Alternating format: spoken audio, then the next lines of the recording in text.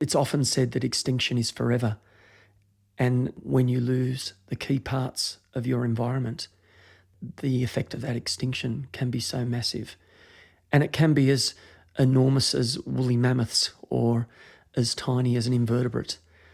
And with the loss of the phasmid from Lord Howe, we never really knew what we'd lost. And this is the worst thing, is that our future becomes depauperate and we don't even know what's gone.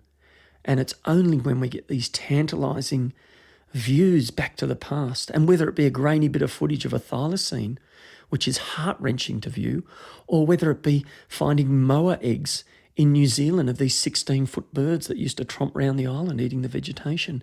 And we were that close to stopping the extinction. If only it had lasted a little bit longer and we might have had the sense to do something about it. But those things can never come back. And extinction means that we mourn it in the present if we knew about its past. And in the future, we just wonder. We talk about using the DNA of extinct animals and trying to work it back into a similar species and get something that approximates what we have lost.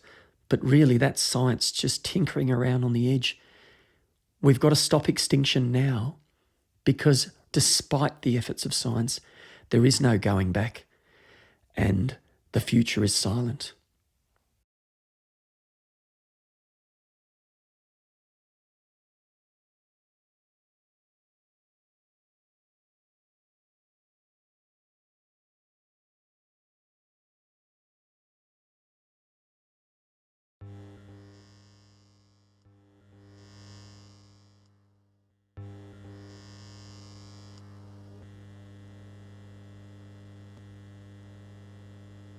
Lord Howe Island Board banned the climbing on Ball's Pyramid from the 1980s, and there were rock climbers who were desperate to climb this thing.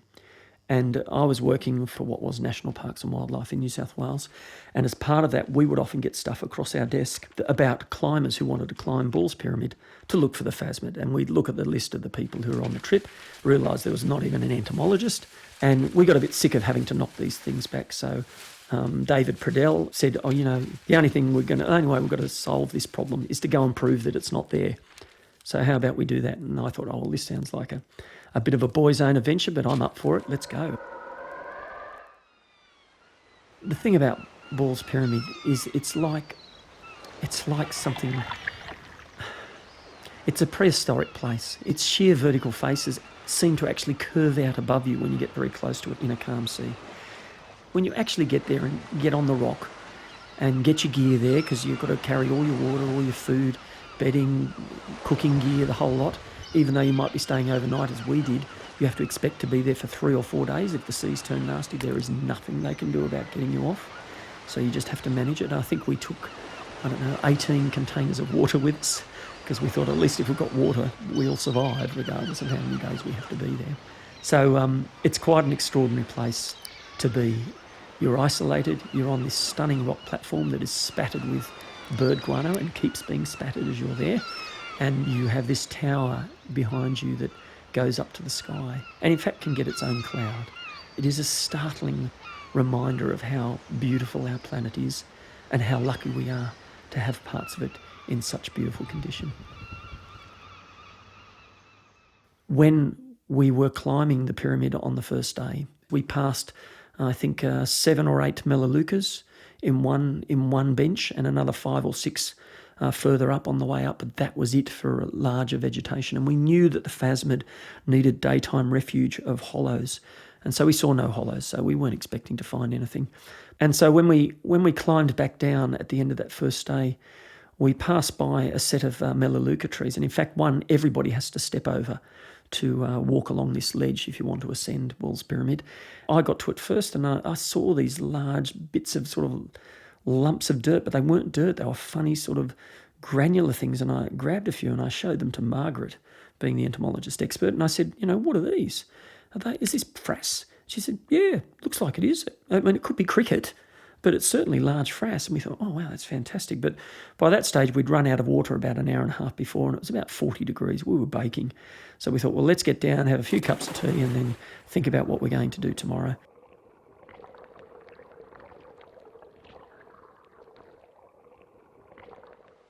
as the evening drew in, David pulled me aside and he said, "Nicholas, you know, it's a nocturnal invertebrate, and the only way we're going to be certain that that frass doesn't belong to a phasmid is to actually climb at night." And he said, "I'm not going to ask you to do that because I can't do that myself." And I said, "Oh, mate, I'll do it. No worries." And I said, "I'll check in with Dean. I'm sure he'll be up for it." And Dean, of course, said, "Yeah, I'm up for it. Let's go." And so Dean and I got ourselves together, just a head torch each, and I slipped a little Instamatic camera in my pocket. And we ascended after dark. We climbed along the side and started heading up. And we finally got to the bush. I was in the lead, and my light picked up on something glossy. And we both stood there and looked at it, and we just realised we knew what we were looking at. And it was just the most startling experience you could ever imagine. And in fact, I get chills about it every time I think about it, because it's not often that you get to see something that has disappeared forever, that fills the jars of the Australian Museum when they collected them in the 1880s.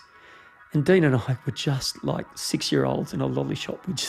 We were so excited. There were lots of expletives, certainly from me. Dean's a little bit more conservative with that, but I was overawed with what I was seeing. And then we decided, right, let's go and have a look how many there are. And we found one very low on the same bush.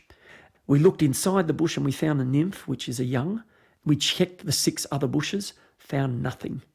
So we thought, wow, is this it? We took the photos. I only had 3 shots left on my camera, funny enough, and then we climbed back down. We got back to camp about 10:30 at night, and David and Margaret were asleep. And I went up to David first and just whispered in his ear, "We found the phasmid." And David's like, What? Yeah. And then I did the same to Margaret before David got to his senses, and they both jumped out of their swags, and we just boiled the billy several times for the next 2 or 3 hours and just talked non-stop about how exciting this was and what it meant and what the future could hold. And we can't wait to tell someone.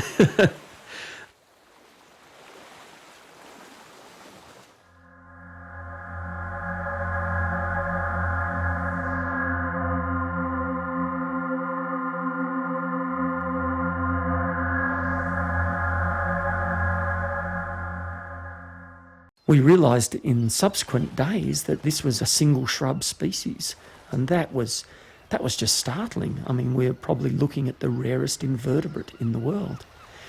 And we worked out that what we needed to do was to try and develop a captive breeding program for this species, because limited to a single shrub, you are such at risk of stochastic extinction through landslip or something else, and we thought it was fairly straightforward to get approvals to take these animals off Ball's Pyramid, because at the time the phasmid was extinct, and so it wasn't actually on the threatened species list. But the bureaucrats who were running the process wanted more answers, and so things dragged on, not for 1 year, not for 2 years, but for actually 3 years. We waited to get approval, and the paperwork probably reached about 1 metre deep to get it through that process.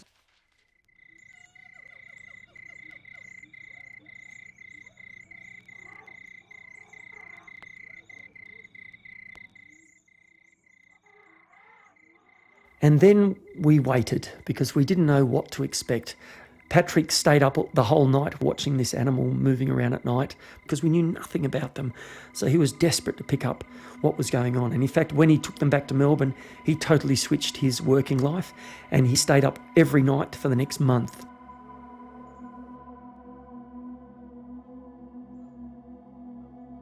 And for about 2 weeks, things went okay. They were getting eggs. And then tragedy really struck the program.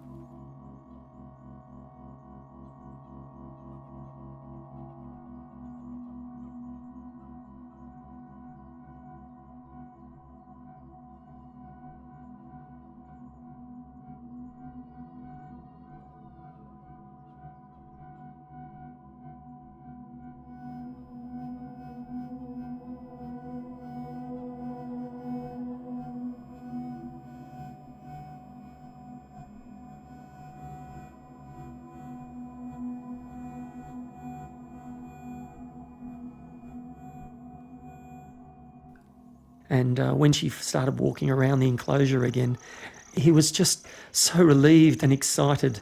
And he was just desperate to talk to someone. And it was like 4 a.m. And so he went outside and all he could find were a few possums scrummaging around in the trees. And he talked to the possums, and in fact he invoked a bit of Harry Potter, which his son was reading at the time, and he said to them, "I am truly a great wizard," because he'd actually saved this species really from certain death. And that was just a most extraordinary event, all down to the dedication and passion of this man. So we have a lot to thank Patrick for. It took Patrick and his team about 18 months to really crack the breeding of phasmids in captivity. And the first eggs actually hatched on Father's Day in September of 2003, which was also National Endangered Species Day, which was the day the last thylacine died in captivity. So it was a rather nice symmetry for us, celebrating the continuation of this species on the day that we lost another important species from the biota in Australia. The captive breeding continues, and there are many tens of thousands of eggs now waiting to hatch. There are over 1,000 individuals in captivity.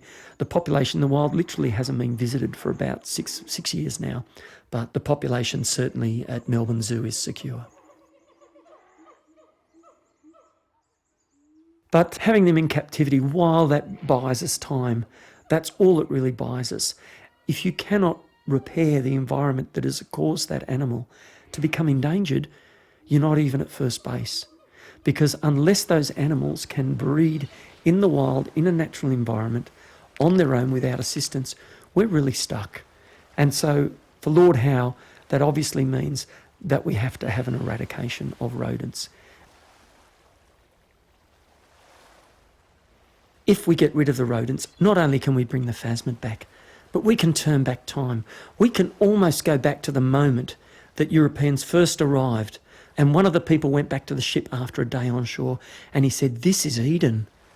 We have found Eden here." There are a number of species that have been lost on Lord Howe, but there are subspecies elsewhere that can be replaced and brought back to Lord Howe. There's a warbler, a gerygony, there's a fantail, there are pigeons, there are parrots.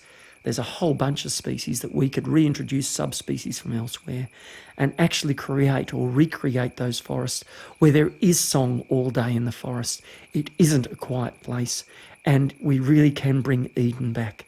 And I think there is support for this because in the advent of ecotourism, people want to see these places. They want to go back to a pristine environment. They're sick and tired of the cities and the noise and the grime and the loss of species. And with Lord Howe, we have this opportunity to do something that you can't do on mainland islands like Australia. You can't eradicate rats or even rabbits or foxes or cats on a big island like Australia. But on Lord Howe, we have this opportunity. It's really in the palm of our hands to recreate Eden here. Sorry, I'm getting a bit emotional here.